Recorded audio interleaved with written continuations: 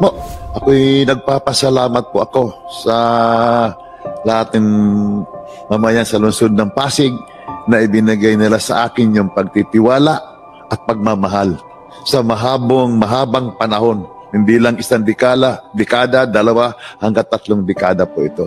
Kanya sa inyong lahat, siguro mga kaibigan sa lungsod ng Pasig, sana muli magpapasalamat pa ko sa inyo. Ingatan po natin ang ating kalusugan, ang ating sarili. Mag-ingat po tayo sa lahat. Now on Top Stories, dating komedyante at PBA player at aktor na si Yoyong Martirez, pumanaw na. Sumakabilang buhay na ang dating PBA player at aktor na si Yoyong Martirez. Ang balitang ito ay kinumpirma ng kanyang pamilya sa pamamagitan ng isang Facebook post. Ayon sa nasabing post, pumanaw si Martirez kahapon, June 18, 2024, dahil sa pneumonia. Siya ay 77 taong gulang. It is with great sadness that we announce the passing of our father, Rosalio Yoyong D. Martirez. He peacefully joined our Creator yesterday, June 18, 2024. He was surrounded by his family and loved ones during this difficult time, ayon sa statement.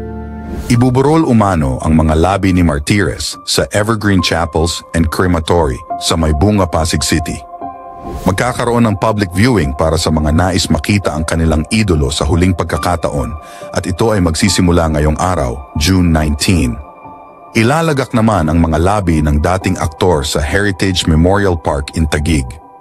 Sa mga hindi nakakakilala kay Yoyong Martinez, naglaro si Martirez para sa San Miguel sa Manila Industrial and Commercial Athletic Association at Philippine Basketball Association sa pagitan ng 1972 at 1982. Noong 1972, lumahok siya sa Olympic Games sa Munich, Germany bilang miyembro ng Philippine National Basketball Team.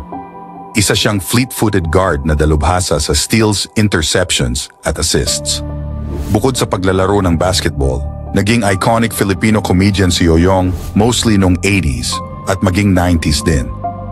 Ang kanyang debut movie ay Mom, May We Go Out, kasama sina Tito, Vic and Joey, na inilabas noong 1985 ng Viva Entertainment.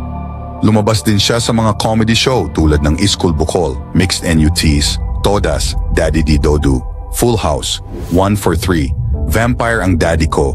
Aktibo siya sa mga pelikula at TV mula 70s hanggang sa mga huling taon ng kanyang buhay.